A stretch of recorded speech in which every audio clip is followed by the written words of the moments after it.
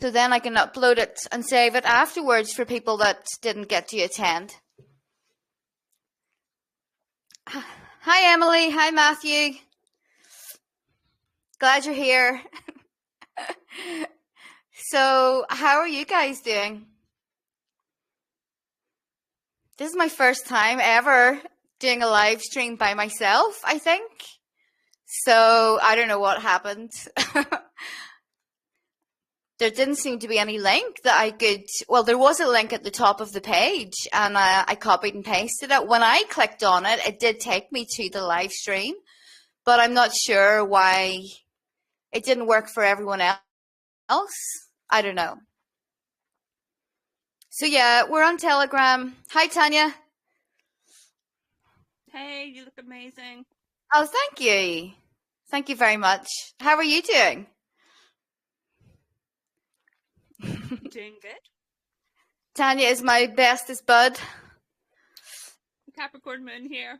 Yeah, the Capricorn moon. The one that fixes my washing machine for me. And reminds me not to electrocute myself. So just waiting for other people to join. I don't think a lot of people will be able to make it, but that's why I wanted a function where I could record this and upload it for folks that couldn't make it. And I think I've done it, so we'll see. I need a Virgo to act as my tech support and secretary. But they have to work for free, so... So, anyone got any questions? Yes. Okay. Sorry. Are you eating? Yes, I just shoved a piece of toast in my mouth right before you asked. So, I have a lot of questions, but one is... Do you see any significance between this alignment of the planets and the ruling they just made in America over Roe v. Wade? Well, definitely it's part of the Saturn in Aquarius transit overall. So without giving my own personal opinion about abortion, Aquarius is connected to freedoms and Saturn is definitely restricting those. So absolutely. I don't even really know much about that ruling. You'll have to, I think they banned it, and except for like sickness and rape and things like that. And they left it up to each individual state, so half of the country has banned it effectively, like immediate now. Okay. When Pluto enters Aquarius, which is going to be next year for a brief period, and then fully into Aquarius by 2024, there's going to be a lot more of that. There are going to be a lot more restrictions because Pluto is acting as the government and the power. So we'll have to wait and see how that plays out, probably in a number of different ways.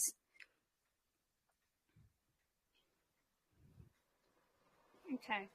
Does that answer your question? Mm-hmm. Are you still eating toast? Yeah, sorry, I put myself on mute. It's okay. You can ask all of the questions. I know since you're a Gemini, Stellium, you're going to have a lot of those.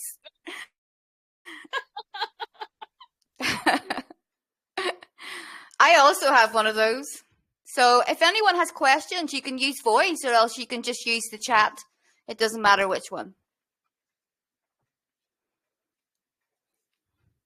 I actually feel slightly nervous doing this because I've never been live before by myself. Yes, I can see, Matthew. Yeah, everything's hunky-dory here. Finally.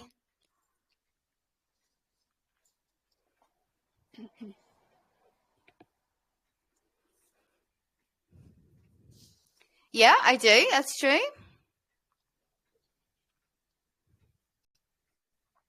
Mm-hmm.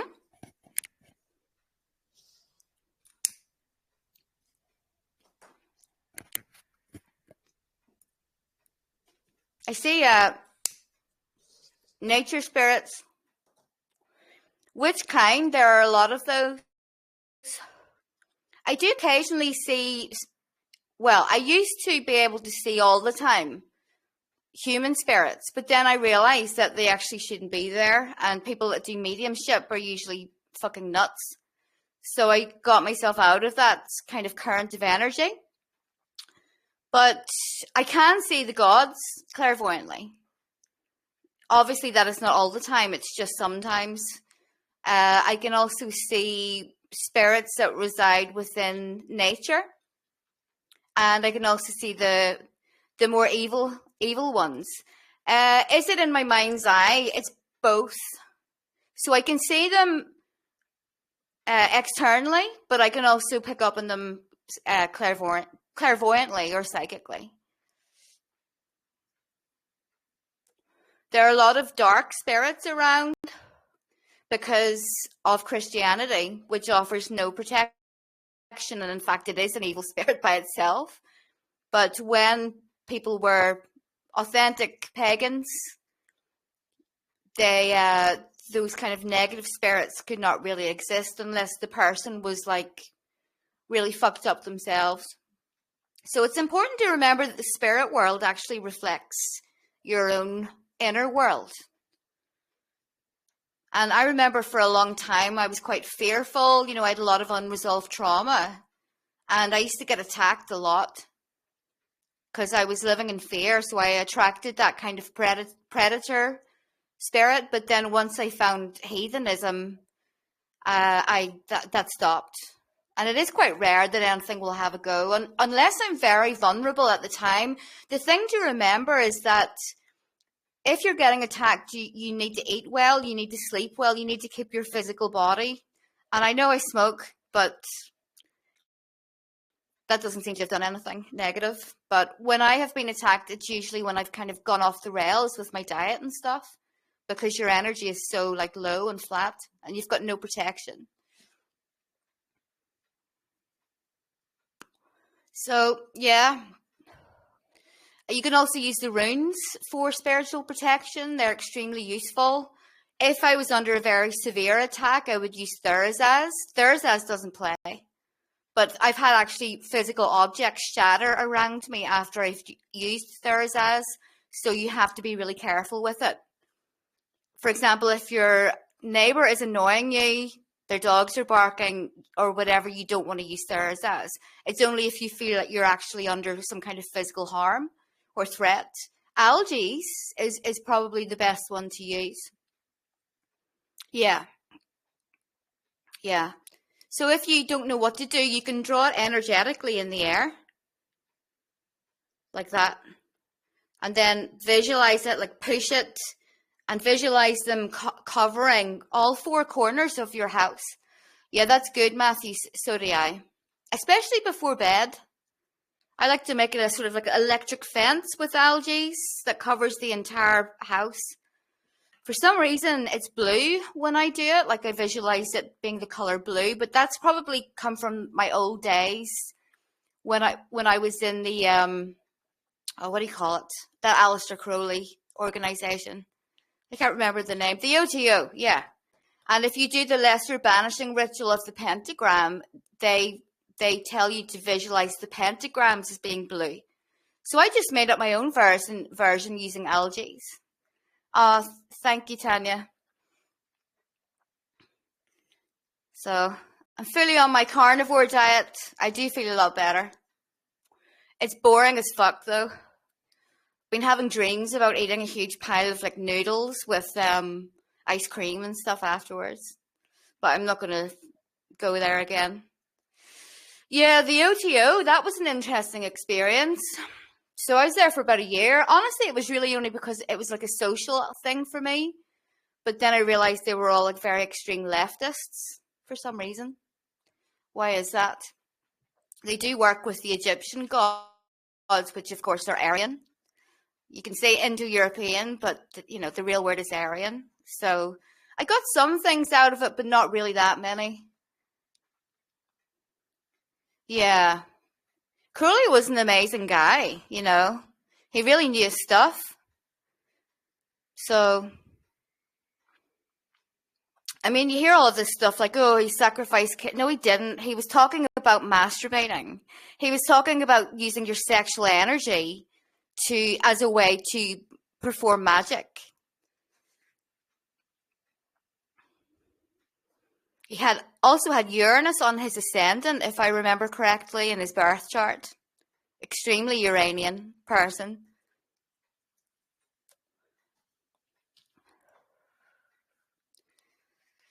Yeah, of course. But all of the great people have suffered severe smear campaigns and attacks. It just comes with it. I mean, I'm just an astrologer and I've had it sometimes. Thomas Sheridan has also talked about it. All of that nonsense, the smear campaigns.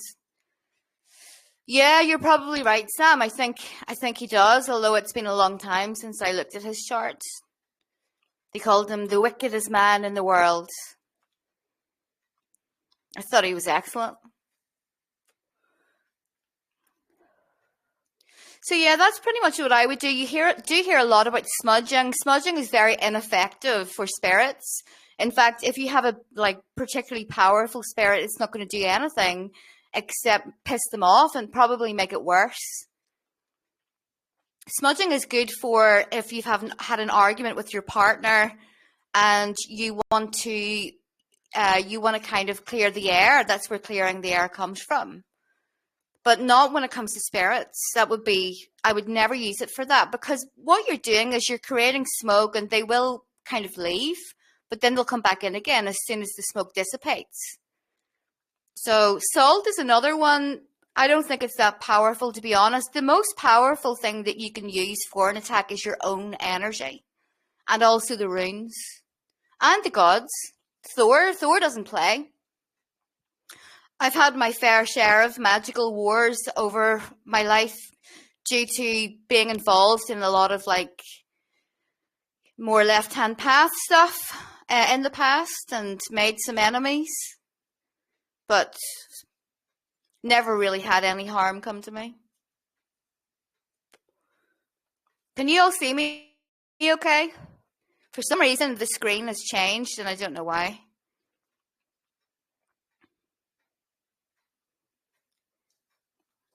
Oh, Kim was sharing her screen. I think that was why. Oh, good. Hey, Fiona, can you hear me? Hi, Em. Yes, I can. Okay, wasn't working on my computer. When you pull runes, do you look at reversals or just... Yeah, with the runes, I would read the reversals. When I read the tarot, I mean, I still do, but not so much. But I never bothered with reversals. But with the runes, it does mean something when, of course, you pull it and it's reversed. Okay. So, it has a different meaning. It's like the energy is kind of going backwards. There's a blockage there. It's something that you have to work on. I had a really good rune reading a couple of days ago by the lovely Tina K, isn't it her surname? And she pulled a couple of reversals for me. I guess it's similar to having a retrograde planet. There's something that you have to go over. There's a blockage. You need to redo something. Something isn't quite right. Okay. So thank you. Yeah, you're welcome.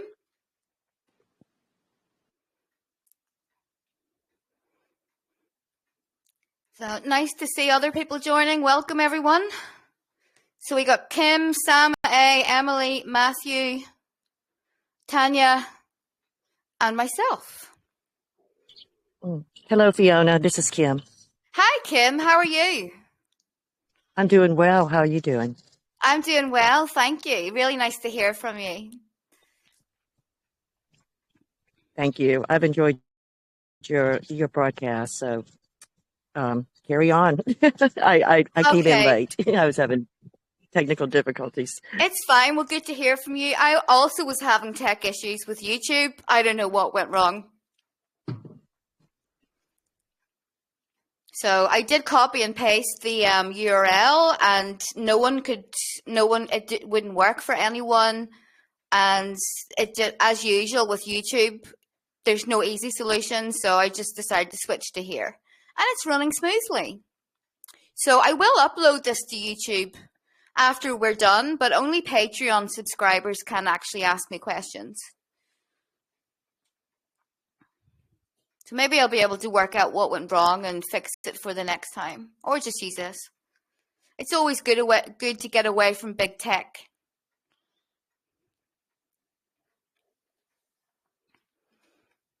So where's my Gemini, my best friend? Still eating her toast?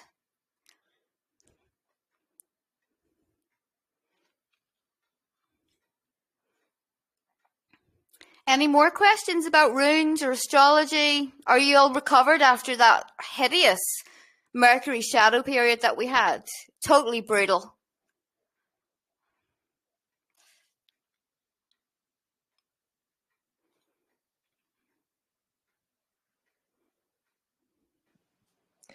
I've got another question. Mm-hmm. So when you look at how do you find these fixed star conjunctions, like for, I don't know, like something is upcoming? Like, is there a site, or do you just find those on your own? So let's say that there is a lunation coming up at like 24 degrees of Scorpio. Mm-hmm. What I would do is I would look at one of my books that lists the degrees of the fixed stars, and then you would simply, this is a good one. So, Star and Planet Combinations by Bernadette Brady. Oh, so awesome. Yeah. Thank you. Fantastic astrologer, the only astrologer that I actually follow. So she, well, apart from you, Emily, but she lists all the degrees, and she was responsible for kind of resurrecting all of that wonderful information and putting it into a more modern format. So instead of a star representing beheading, death by serpents, and poison and stuff, which doesn't really happen so much in the modern age in Western countries, she kind of translated that to make more sense. So, yeah, that's what I would do. Also, there's a good astrologer called what's his name? Astrology King. So his name is Jamie, I think. He's Australian guy, I believe. Super nice guy. He's been sick recently. I think he had cancer or something. But yeah, he does a lot of work on the fixed stars. So simply look for the degree of the lunation or the Venus or whatever it is that you're looking at, and see if there are any fixed stars on that degree, or like 1 or 2 degrees before or after. That's simply how I would do it. Sam A, I didn't find it that bad, but was born under Mercury retrograde.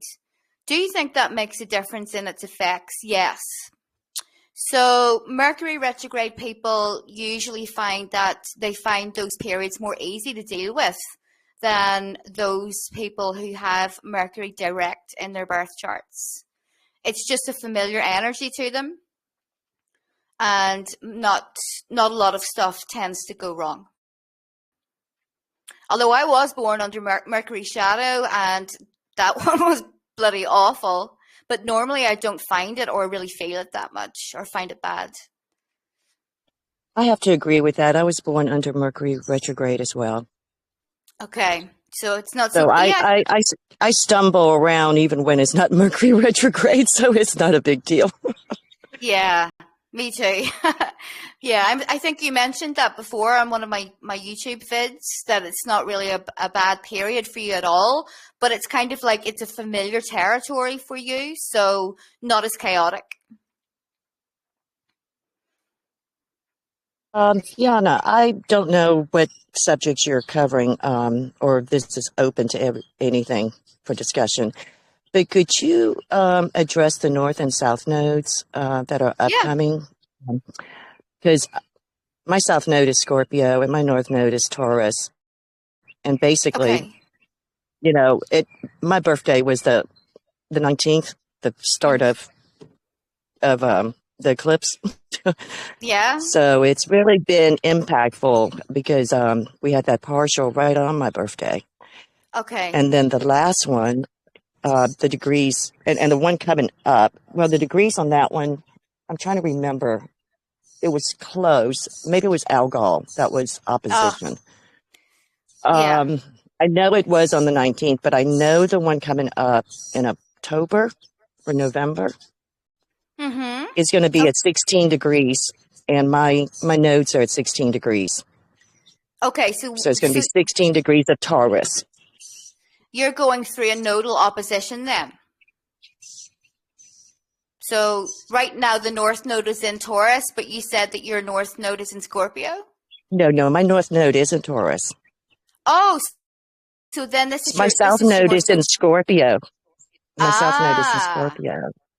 right. So then this is your North Node return time. Okay, so this is actually a good time for you. You will find Really? that, yeah, it should be, but maybe you won't notice it so much until after the degree is exact. But you will find that things will fall into place for you more in terms of reaching your North Node. So in Taurus, it would be about financial stability. It would also be about a more calm and kind of stable life. And it would also be connected to your love life too. So what I would do is look in your chart for where your own personal Venus is and which house that you have your North Node It's in. in Scorpio. Isn't Venus is in Scorpio. Oh, wow. My Scorpio's loaded. Right. So your Venus is then on your South Node. Yes, and my ascendant is Taurus. Okay. Wow.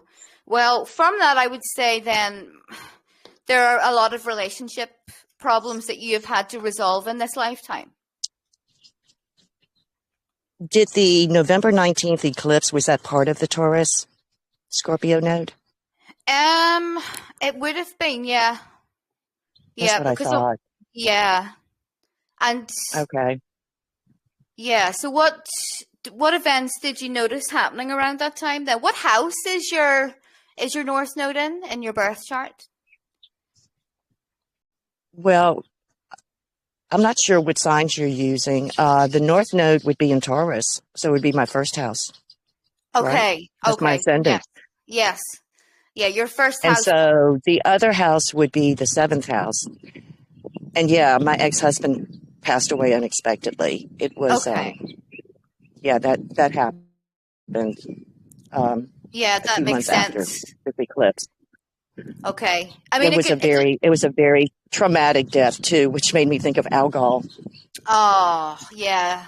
That would be 100% right. Yeah, Algol is not so pleasant. But depending on your birth chart, it may be in your 12th. The South Node. No, hang on. The North Node might be in your 12th and your South Node in the 6th. But it sounds to me more like it is a first 7th house axis. Mm-hmm. I'm trying to visualize it all in my head. So yeah, I think Algol was at 26 degrees Taurus or something. yeah, 26 degrees. Well, my sun sign is 26 Scorpio. Okay. Wow. Okay, so highly significant for you then. Yes. But this year, like especially as the time goes on, you probably will find yourself making a lot of progress in terms of like Taurian stuff. Mm-hmm. So I am. I actually have.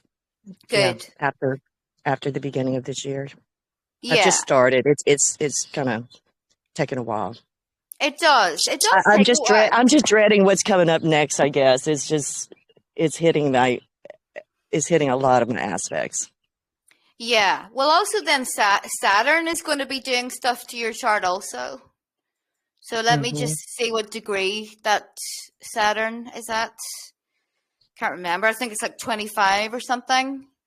Yeah, my Um, Saturn's 22 in Pisces. okay. So right now Saturn is retrograde. It's at 24 degrees, and you said that your sun is at 26. Yes. Right. So then you've got Saturn square Sun going on right now, which you will have once more before Saturn leaves Aquarius and goes into Pisces. So Okay. that would be, just, probably issues or changes or even deaths of men, like you just said. That's quite rare, though. It's not going to happen for everyone. or just a lot of responsibility on your shoulders and maybe feeling a little bit bleak. Mm-hmm. Yeah, but Yes. that will pass. Don't worry. How do you see the nodes affecting the world economically, not just me? The nodes cause fated events. So right now we're trying to get the North Node in Taurus, but of course we have like the threat of famines and we've got inflation and all of that. Of course, Taurus is connected to money. So all of the stuff that we're going through now is fated. I believe in fate. All of the ancients did. People love to think that they have like 100% control over their lives, but then the piano falls from the sky and gives them a reality check. But it does cause fate. We're supposed to be coming out of scorpionic energy, so a lot of control issues. The thing is, the nodes are malefic. It's a malefic axis because it's not easy. It's never easy. The older you are, the more comfortable you are with the nodes in your birth charts. But yeah, collectively, they will cause stuff like this, all of the crap going on in the world that we're seeing.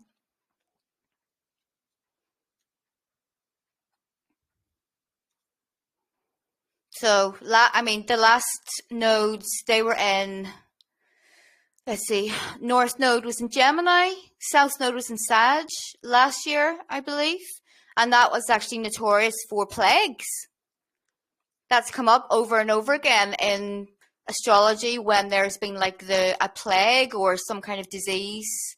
You know, it doesn't matter whether it was created in a lab or it's a real disease.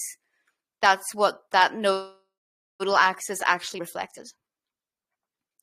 Matthew Phillips, can you comment at all about Pluto in the first house in your natal chart? Oh, you poor thing. That's super intense. You're going to go through a lot of underworld situations in your life and a lot of big changes, and you'll go through your entire life. You'll have the themes of death and resurrection. You'll be reborn. You have to go with that. So when you try and stay in the same place and you get stuck without shedding your skin the way that a snake would, you'll notice that you have a lot of trouble that comes to you. So also the first house is about your physical body with Pluto there. I've seen that in people that have a lot of tattoos or body modifications, not always, but usually it does indicate quite a strong physical body. So of course, when you have Pluto in the first house, if you have any transit that goes into your first house, your Pluto is going to be completely connected with that. So a lot of underworld stuff, power struggles. So in this lifetime, I mean, the ascendant will represent a special mission for everyone. That's why it's so important in the birth chart. It represents a special mission in this lifetime for that person. So your mission is to transform, shed your skin, get away from the stuff that everyone else believes. Do your own thing, become a powerhouse. Now, you will be tested over and over again with that Pluto in your first. You have to stand up and fight for yourself. So with Pluto rising or in the first, when you get passive is when all of your trouble starts. But you're extremely strong. You probably look Plutonian also. I can spot Pluto people and Scorpio people. Those Scorpio moons, I can spot them a mile away, probably because I am one, and Scorpio rising. So Pluto will give you that kind of intense, appealing appearance. No tattoos. You got any piercings? I see that, Pluto in the first people. Okay. They like to express those energies of Pluto in their physical body. Yeah. So it's all internalized with you then. An intense person, deep, probably pretty psychic, because Pluto is very connected with the other worlds. But you have to be careful about that too, because when they see you, you know, these dark entities or whatever, they see this person that has a lot of potential, they will try and take you down. Yeah, lots of Virgo. Virgo for sure is definitely one of the most psychic signs. Gemini also. So the water signs are intuitive and psychic also, but with Virgo, it's very natural. They're also healers within natural medicine.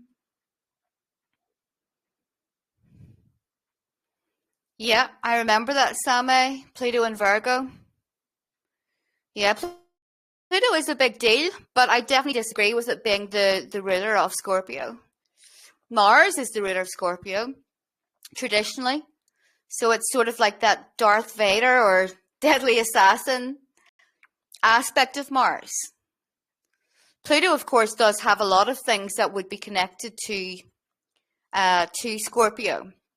There's a lot of similarities there, but Mars is still the traditional ruler.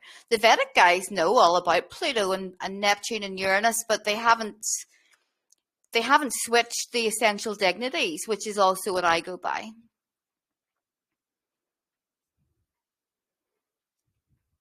So I can read a chart to 100% accuracy just only using the traditional rulerships. And you know how I feel about the ancients. They knew what they were doing.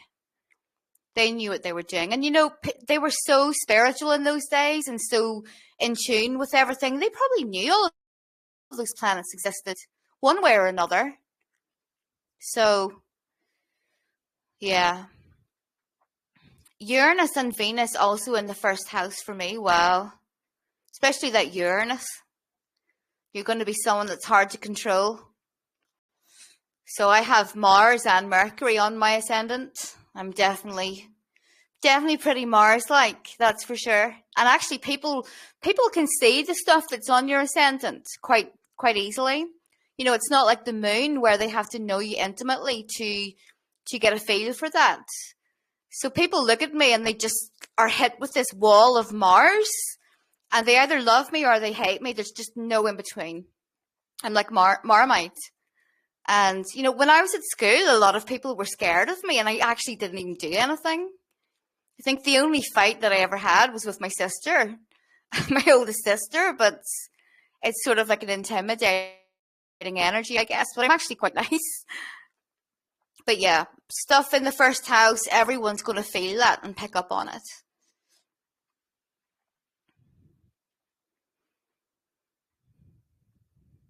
You're welcome. Yeah, this is actually quite nice. I'm getting into the swing of it now. This is good.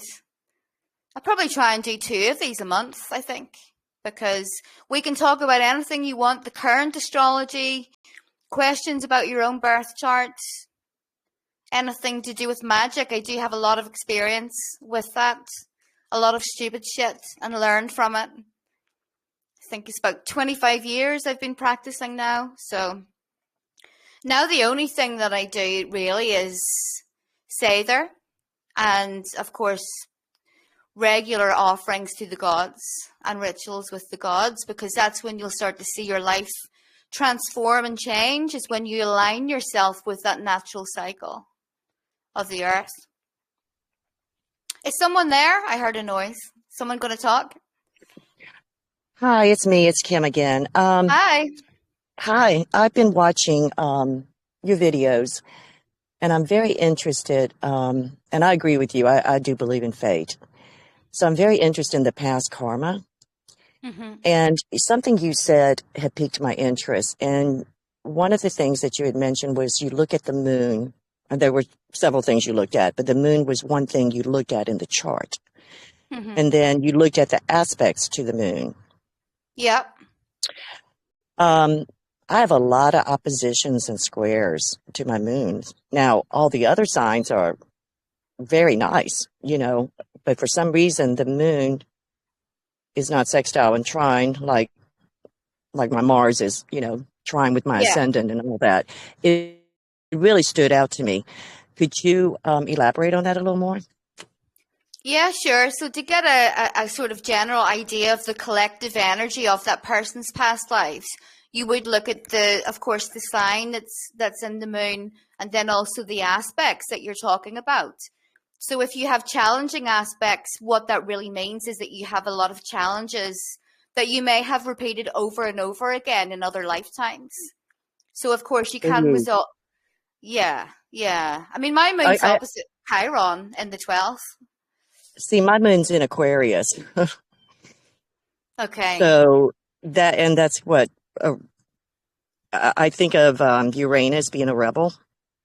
Yeah, definitely a rebel. Also someone that would have thought more about the tribe than themselves. Hmm. So the traditional ruler for Aquarius is Saturn, and actually when I think about the Saturnian aspect of Aquarius, it's a ruler. It's a ruler of a tribe who makes decisions that are for the good of the tribe. And of course, part of that is being Saturnian. It is a rebel, but now it's sort of Leo that's connected to royalty, which is more about the individual rather than the tribe. So you have that in your past lives. So for other things connected to karma and that, which is real, you would need to look at your Saturn. Saturn represents that area where you have to play everything above board. Because you have maybe been in a bit of a murky area in other lifetimes. Hmm. So you would also look at, the sign that your Saturn is in, the house and the aspects. My Saturn is in Libra. So in my relationships, in my partnerships, I have to be 100% honorable, and moral. So it can Yeah. also, Well, Libra's the scale, so that makes sense. But what would Saturn and Pisces mean? Saturn in Pisces would definitely be about, challenges that would relate to being in physical reality. So maybe, Oh, yeah, so moving away from a lot of addictions, or just learning how to be discerning when it comes to other people. So maybe other people were taking advantage of you. You had overly rose tinted glasses.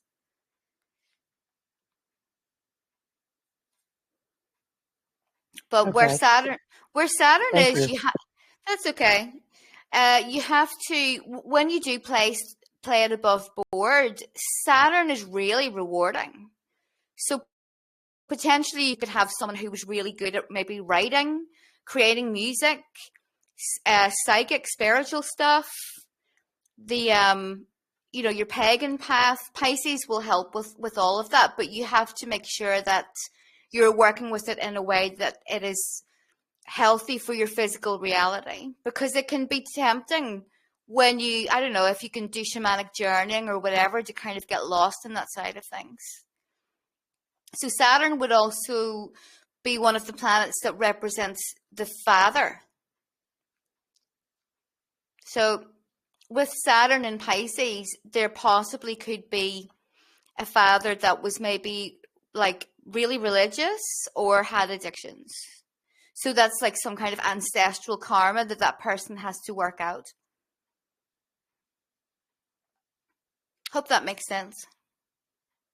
It Oh, does. Sam. Thank you. Okay. Sam, can you say something about 12th house transits in general? Well, the 12th house really is it's known for being the trash can of the zodiac. I think it's a much nicer place than the trash can. In the 12th house, let's say, for example, Mercury retrograde was moving through your 12th. You could have a time where a lot of suppressed memories are coming up. The 12th house can be about your self-undoing. So if you have a transit that goes through there, potentially it's shining a light on stuff that you do that is not good for you.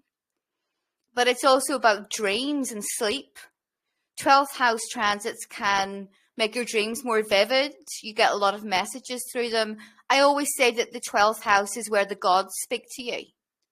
It's where you can hear the gods. It's where you can hear the spirit world. So you have to kind of, it depends on the person also.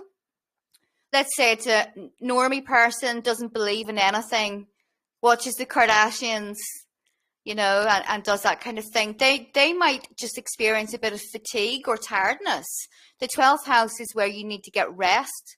It's known for ruling places of isolation. So everyone will feel a little bit more tired, fatigued, or they just want to be by themselves. Other people are exhausting when you have a 12th house transit.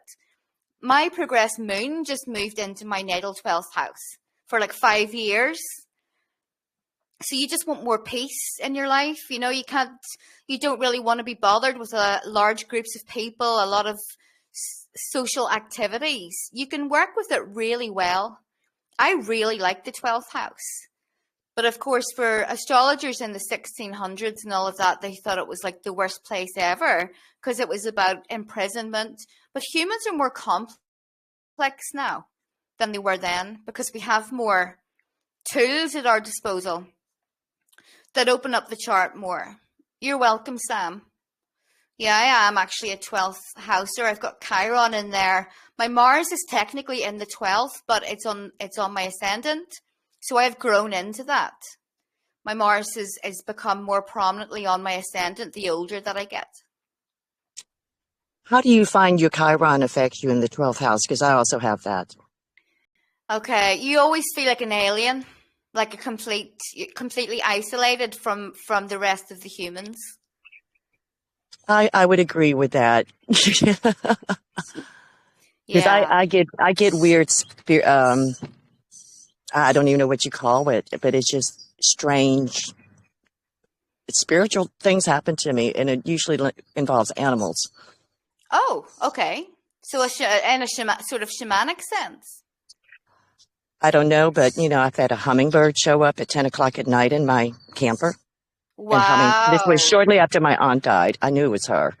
But I mean, the summer of the grasshopper after my father died, and grasshoppers, they don't hang around, but they were hanging around. I would go to the grocery store, come out, and there'd be grasshopper in my car.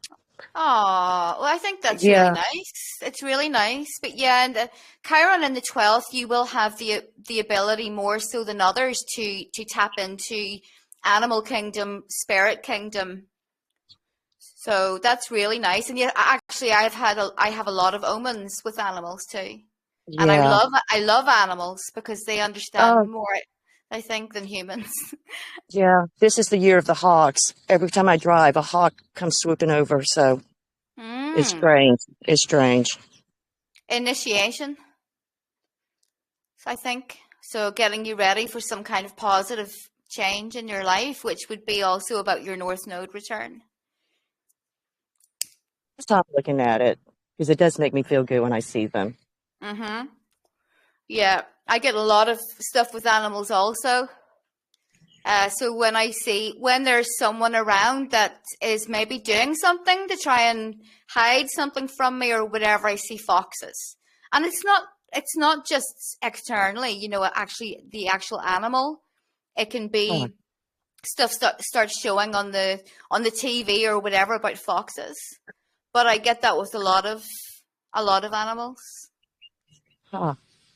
Yeah. So with the 12th house, it's also about a shamanic ability, but because of course a shaman can travel through the different realms, the different spiritual realms. You have the lower worlds, then you have the middle world, which is Midgard, and then you have the upper realms where the gods reside. So someone with Chiron in the 12th, they can go move through those realms.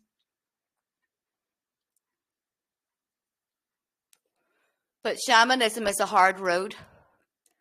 And, it makes me laugh when all of these silly people go to all these workshops, become a shaman, pay me 600 quid and you can become a shaman. It's incredibly dangerous because they don't actually teach them how to protect themselves properly. I was lucky that I had a really authentic teacher, really authentic, who taught me a lot of stuff. But you're separated from the herd from birth. I was born with I think a cowl on my head, that it's like a piece of skin, and the sailors used to buy it. I think it's quite rare, and they said that you wouldn't drown, and you would also be like a magician or occultist. It was definitely true for me, but with that comes a lot of isolation. The type of shamanism that I would practice is northern shamanism. I actually never talk about it, and that's something that has been in my head since I did that ritual at the dolmen with my friend, which was, I've done probably hundreds or thousands of rituals, but that one I felt changed my entire being and my life, and she feels the same. So we had 2 ravens circling above us afterwards. It was really bizarre because the place is totally beautiful, and I was like, oh, this place is like the Lord of the Rings. And there was this couple, and they had a dog, and I love dogs, so I started to pet him, and I asked, what's his name? And his name was Bilbo. It was really, really funny, lots of synchronicities, and there was a flying beetle that landed on me.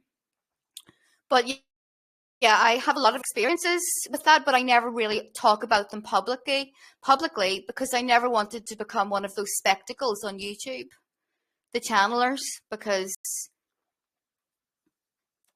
it just doesn't sit well with me. But I think Well, it's sometimes maybe hard to tell. I'm sorry. Go ahead, Fiona.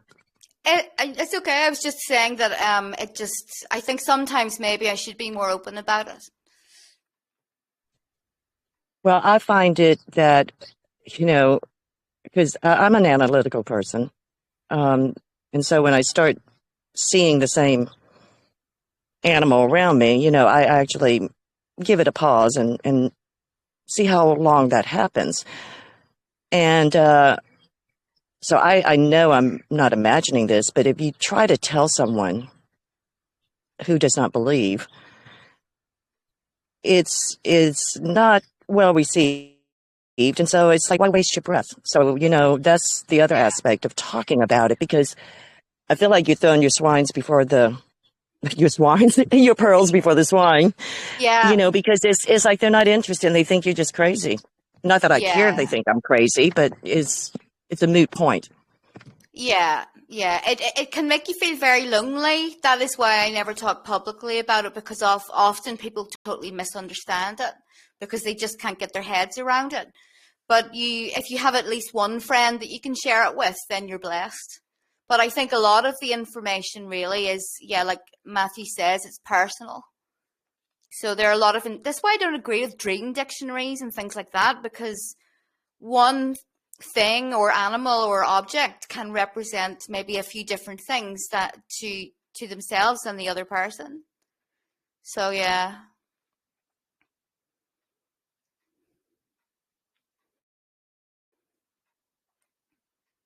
But that ritual I felt very changed both me and my friend, and in a positive way, of course. Everything was aligned. It felt like everything was aligned that day. We met on the exact day that we should have, and I think the reason why it was so powerful is because the dolmens, of course, were built on ley lines, or where ley lines crossed over. Most of them are destroyed because it's like, in particular, Ireland, they try and connect it with St. Patrick and all that nonsense, or they are just full of people all the time and the people don't understand what it's about. And I don't think they were tombs at all. But yeah, the energy is being destroyed, and of course that energy is partially what nourishes the people that are native to that land. So when you destroy all the ley lines, it weakens the people that live there. But I felt that we realigned that. So I cast a circle, of course. Very important in any magic that you cast a circle. It's to keep unwanted energies out. It's like doing something in your home and leaving your door open. You don't do that. So then we just made some offerings. We had our statues. We made offerings. I read some things, invoked the gods and asked for some things. And I just have it coming into my mind a lot. And I know my friend feels the same. It was the raven circling afterwards. It was pretty incredible.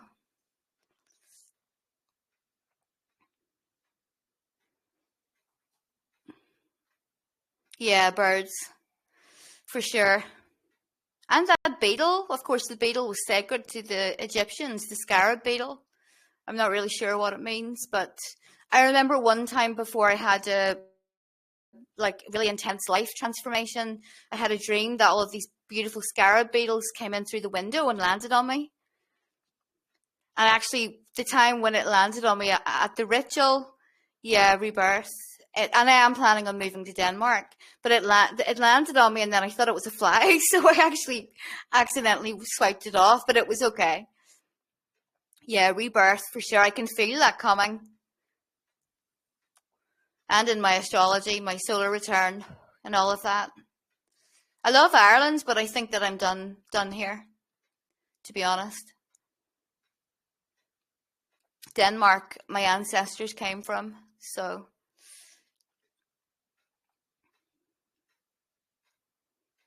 But I need to learn Danish because now I can only know words for food. I love food and a few other ones, but it's a hard language to learn.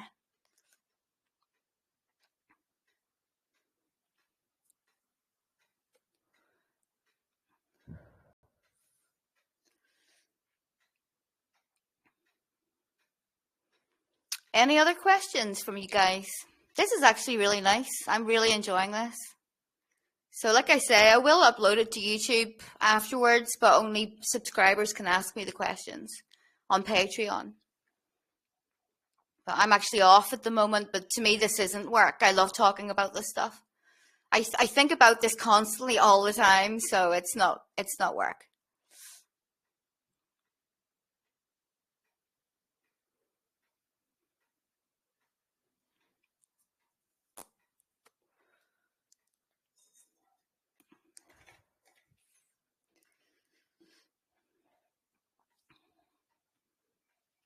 So we're in the kind of watery realms of Cancer right now. I think everyone's feeling a bit more emotional and watery. I am a Cancer. My birthday is coming up pretty soon. So for some reason, like all of my life, I never really felt like a Cancer. I did definitely resonate more with my moon in Scorpio. I've also got a really strong Mars and really strong Pluto. But I was born at night. I was born at like 3:32 a.m. So, and I did have to rectify that. Here in Ireland, they didn't actually record the times properly. For example, they put down 3:30 a.m. on my little wristband. All of my family, it was rounded up, so I had to rectify it. But the sun sign is something that you grow into as you get older. The moon is just pure instinct. I'm always emotional. Emily says, yeah, so am I. But well, you're the same as me. Cancer, Sun, and Scorpio moon. We hide it. We hide the emotions. And we've got a really good poker face. No one can tell what's going on inside.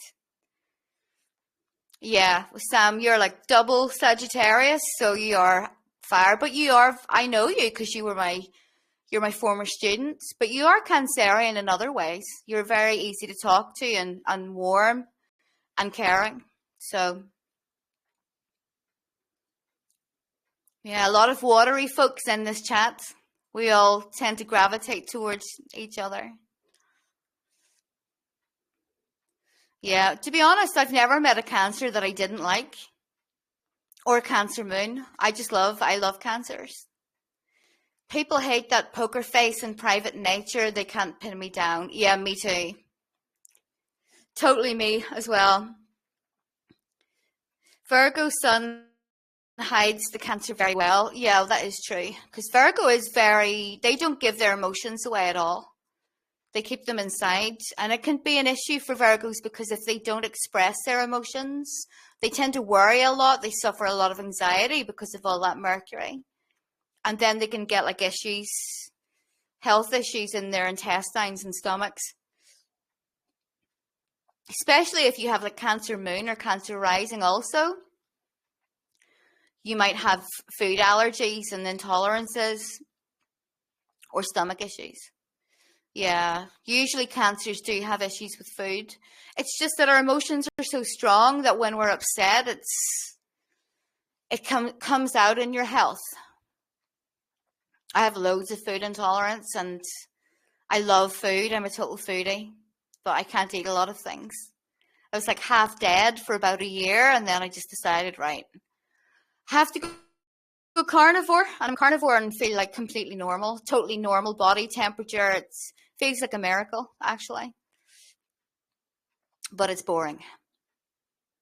Horrible stress, stomach ache yesterday. Yeah, I don't actually get that. I think when I'm stressed, I don't really get a stomach ache. I get a headache, and I got Mars in my ascendant. So, but yeah, those cancers, we suffer a lot, especially when it comes to being wounded by other people, because we put so much into our relationships. So only other water signs, I think, really get us. Yeah, of course. And, when you get older, our gut bacteria, which really is, ancestral, it passes on through children. Antibiotics and all of that, like, totally wipes that out. And things that, even natural substances that act as antibiotics will kill your gut bacteria. So, for example, people ingesting essential oils or using a lot of very strong spices and things. So what I tend to do these days, if I have something, an infection, I actually drink sauerkraut juice. It has to be the raw stuff. Now, I only use this as medicine. I don't use it as a food. So if for example, I got like a UTI or something, sauerkraut juice kills it like that. I'm not a doctor, though.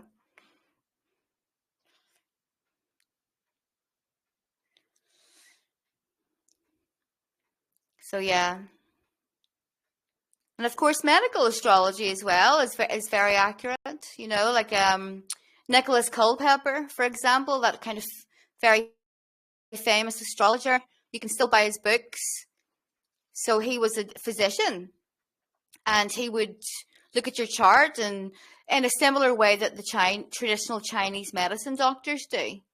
So back in the day, within the ancient Greek times, they thought, and I believe this to be true also, that when you incarnated on Earth, your soul was kind of scrambled and messed up by an imbalance of the elements.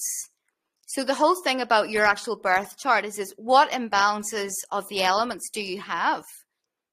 Your deficiencies. You need to do things, eat things, activities or foods that will boost that missing element. So I have no earth in my chart apart from Chiron. And one of the things that people with a lack of earth will suffer from is they're cold all the time. So meat, of course, is very grounding. It's earthy. And a heavy meat diet, I am a normal body temperature. So it's really interesting. But they were right about that. They also believed that on a lunation, full moon, a new moon, or an eclipse is when the souls came down to Earth to be reincarnated. So that's why I follow everything about what they wrote. I'm not like modern astrologers because they don't really know a lot of stuff. It's just interesting that the Greeks were so logical and reasonable, and they were the best astrologers. So they were rational. Astrology is rational. It's not some hocus pocus, as it's seen to be these days. But a lot of astrologers are terrible, and they're kind of rambling leftists with shouting about Trump, and putting their own beliefs onto the astrology, which of course you can't do. Space cats, yes, a lot of those. That actually reminded me that in August we have the New Age phenomenon of that Lions Gate nonsense with Sirius. Of course, the heliacal rising of Sirius was a big deal, but it wasn't this portal and all of that. Like 88 is a date on the Gregorian calendar. I actually made a video about that on my YouTube. I think I'll re-upload it again this year because it's just insane. They're all jumping on that ridiculous bandwagon. Because a lot of the things connected to Sirius are negative. It's said to cause madness and all kinds of stuff. But yeah, that was ridiculous. Based on nothing whatsoever, apart from I think some New Age person came up with it.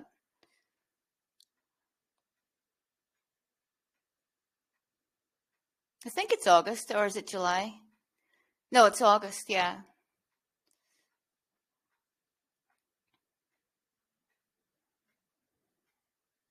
So, yeah. No space cats here.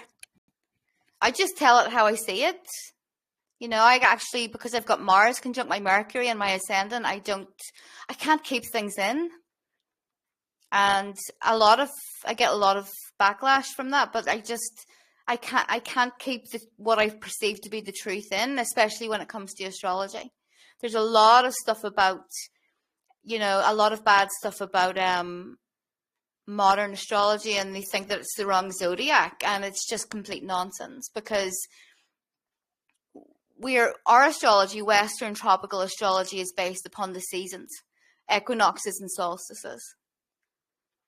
So the Vedic astrologers, of course, have been going for over 5,000 years, completely unbroken.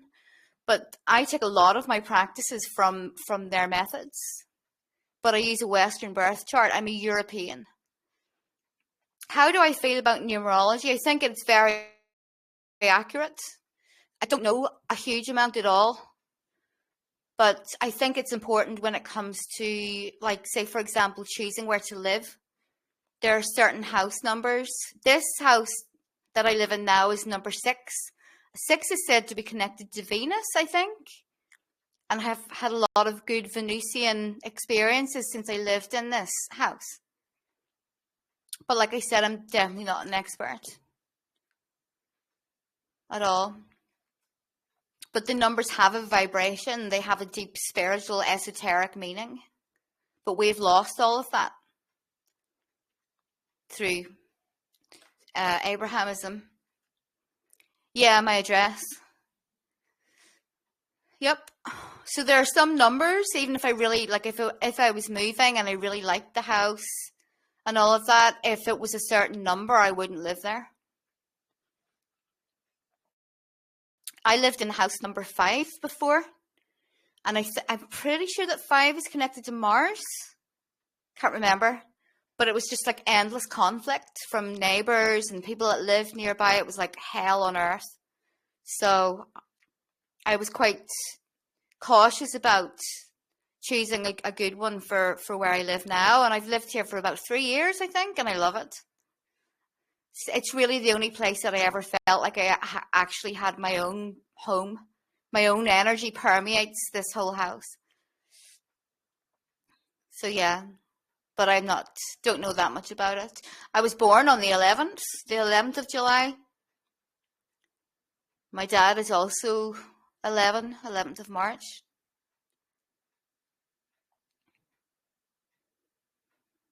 Any other questions, guys?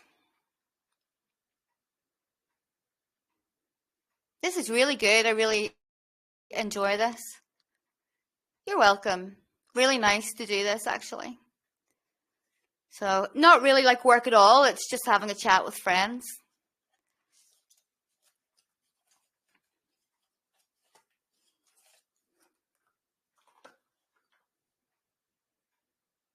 You're so welcome.